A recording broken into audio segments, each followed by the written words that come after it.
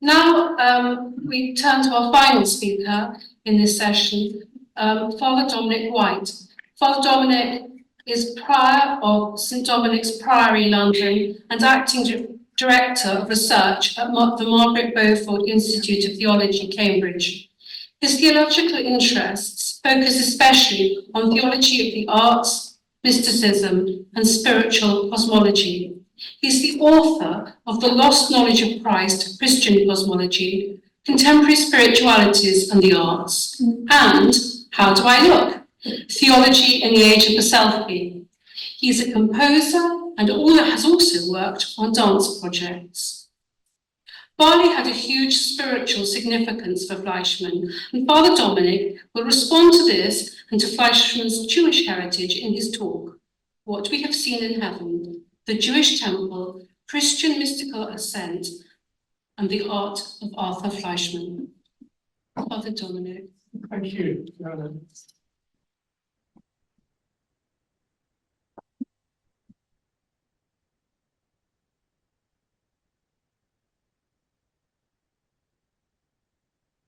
I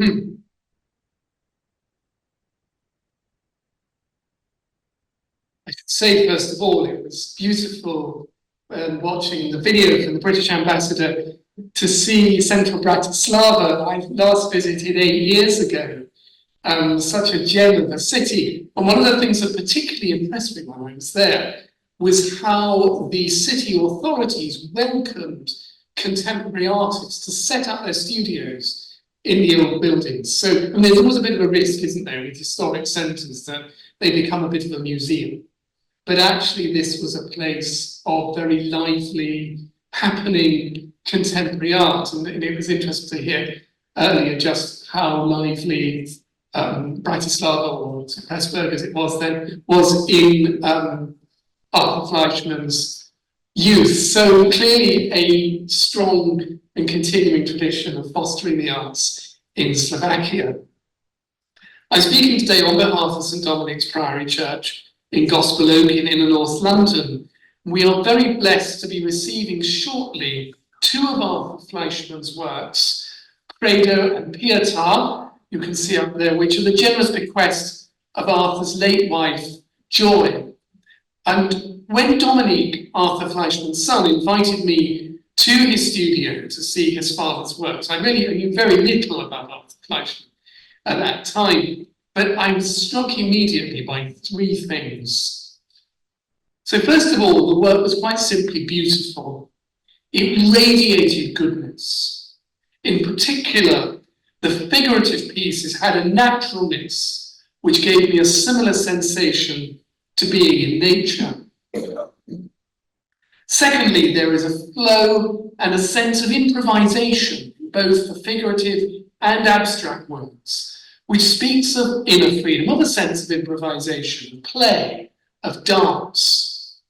Here is an artist who is not constrained either by what he thinks the artistic world expects of him, nor what he believes a Christian artist should do. I also thirdly saw a sense of something heavenly. The heavenly world is, of course, invisible, but the artist can make visible the invisible, can incarnate it, can give it flesh. Of course, at that stage, I knew nothing about his very formative time in Bali and in Australia. I've learned a lot this morning from the other speakers, so I'm seeing more there. But I always think that, like when we meet people, first impressions count for a lot. So that beauty, that flow and freedom and the sense of the heavenly very much stay with me. So in this brief paper, I want to explore some spiritual resources for understanding Arthur Fleischmann's work. Arthur was Jewish and Catholic, and so I will draw both on the Jewish scriptures, the Christian Old Testament, and the New Testament. A key passage in the Jewish scriptures is Exodus chapter 25 to 31 and 35 to 39, which relates the story of the construction of the tabernacle and the Ark of the Covenant, where God would dwell among his people, and where Moses would meet him on behalf of the whole people of Israel. This clearly prefigures the Temple of Jerusalem, and it's probably an origin story of its construction. God tells Moses to model the earthly tabernacle on the heavenly vision he had seen on Mount Sinai. In accordance with all that I show you concerning the pattern of the tabernacle and of all of its furniture, so shall you make it. Moses is not just told to make the most beautiful thing he can for God, but actually asked to reproduce what he has seen in heaven. The similarity to Plato's theory of forms, heavenly originals of which earthly realities are a copy, is very clear. And God gives Moses very clear instructions of both the materials and the structure. But it is not, in fact, Moses who will do the work. God finds for him artisans.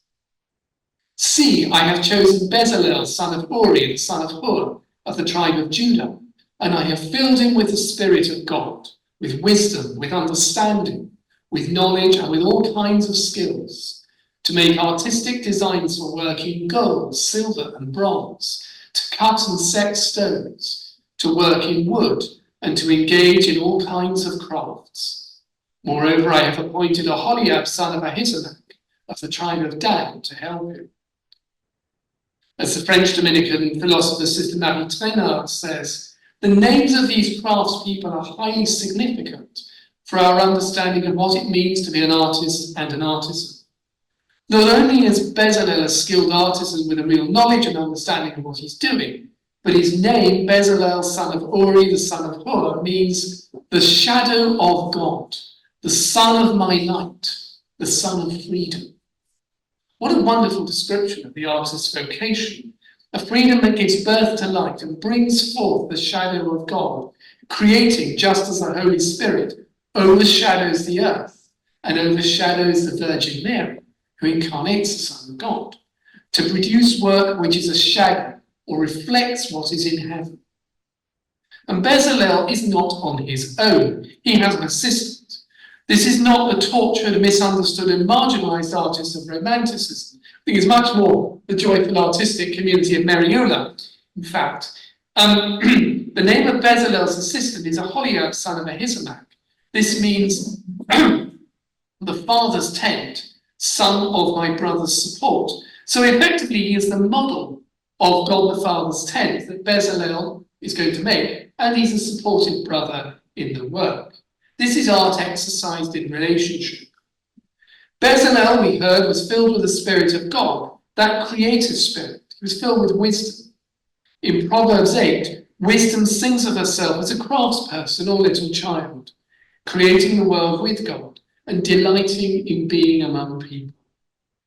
So Bezalel's work is wise work, and is not just something he does, but flows from what he is. Turning to the New Testament, there is a similar theme of copying what we've seen in heaven.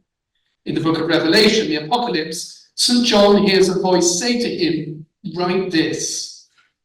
St. Paul tells us about someone, probably himself, who was taken up to the third heaven or paradise, where, literally translating, that person heard unspoken words that is not possible for a human being to utter. Some things cannot be said, which is why we need art.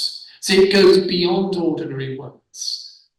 The book of Revelation is a vision into the heavens, not a pretty escape into the sky, but a vision deeper into reality. It's a revelation of war, injustice, and failure, including the failure of the churches. But it's also a revelation of the triumph of God's love, of his glory.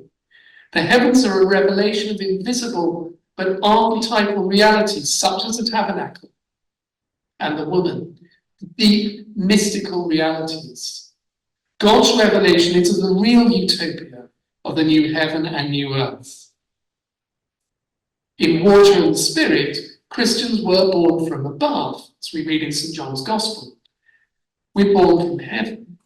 Our own inspirations, images, and visions, even challenges, and yes, the ordinary things at which we wonder with a heavenly gaze. These things become art if we accept the Spirit's process of guiding and purifying us and our art, so that we can show heaven to others. For me, the work of Christian artists, and as a Christian artist, it's the work of showing others what we have heard and seen in heaven. Here is an artist, Arthur Fleischmann, Jewish, who encountered Christianity, which, according to my faith, is not the abolition but the fulfillment of Judaism. And although it's only really his later art, which is explicitly Christian, nevertheless, I see that heavenly inspiration and a great freedom and beauty in what he does. My own experience as a poet and composer is that it's a hearing of some heavenly words or music which inspires me, grabs me, with which I must engage in order to be free. It is contemplation and action together and inseparable. In the thought of Vasily Kandinsky about the creative process, inner necessity combines both the absolutely free creative power of the artist and the necessity emerging from the different levels of the cosmic order. It's very close to revelation, a sort of cosmic revelation, which art is. For the composer, contemporary British composer Sir James Macmillan, this goes further in the case of the Virgin Mary. He says, it is not just Mary's fecundity that is inspiring to a creative person. A more powerful and more pertinent metaphor for the religious artist is the balance between, on the one hand, Mary's independent free will, and on the other, her openness to the power of the Holy Spirit. There is something in the instinct of an artist or a composer, any creative person, any Christian for that matter, which is inexorably drawn to the idea of Mary's vesselship, the notion of making oneself as a channel for the divine will. And it's perhaps no coincidence that Mary, Virgin Mary, is a poet. She's the author of the Magnificat, a poem inspired by earlier art, the model of the Canticle of Hannah, the mother of the prophet Samuel. And the Magnificat is one of the texts most set to music by composers and sung daily in both the most simple and elaborate forms. Inspiration inspires, that two-way process that Gianni spoke about just now. I see in Arthur Fleischmann, inherited by birth of the Jewish scriptures and embracing the Christian revelation, someone who is deeply original. Like Macmillan, he puts aside the often painful quest for originality, whereby artists can resort in desperation just to the cheap strategy of shock. Instead, Fleischmann makes something that both recalls earlier great art. The flow of his sculptures recalls to me the figures in the paintings of William Blake. Of course, I'm now seeing the Balinese inspiration there too. Yet it's all utterly new. Likewise, Arthur's Pietà, which will be our memorial to parish victims of COVID, is faithful to the Christian tradition of representing Christ on the cross, and yet brings together both Christ dying, a sense of slipping downward into the grave, and he's being covered in the grave clothes, yet there is an upward dynamic, a sense of life. I'm almost seeing a little bit of DNA going on there, which and this upward spiraling dynamic which looks forward to the new and indestructible life of the resurrection. The mysteries of Jesus' life, death, and resurrection in the Rosary mysteries are grouped around the cross in Arthur's Credo, bringing out the full mystery of the cross, which we're about to celebrate at Easter. It's not just an isolated incident, but it brings together the whole of Jesus' life and ministry. The squares are like a pavement, a way of Jesus who speaks of himself as the way, the truth, and the life. The viewer is invited not to be constrained, but rather to explore, to wonder. This is a great work of art, which will also help our parish in inner city North London to teach a new generation of children about the Christian mysteries. There's a beauty and a joy which is always surprising, and yet always strangely familiar, like in all inspired art, and in its very materiality, a pledge of the New Testament's great promise of a new heaven and a new earth. Thank you very much.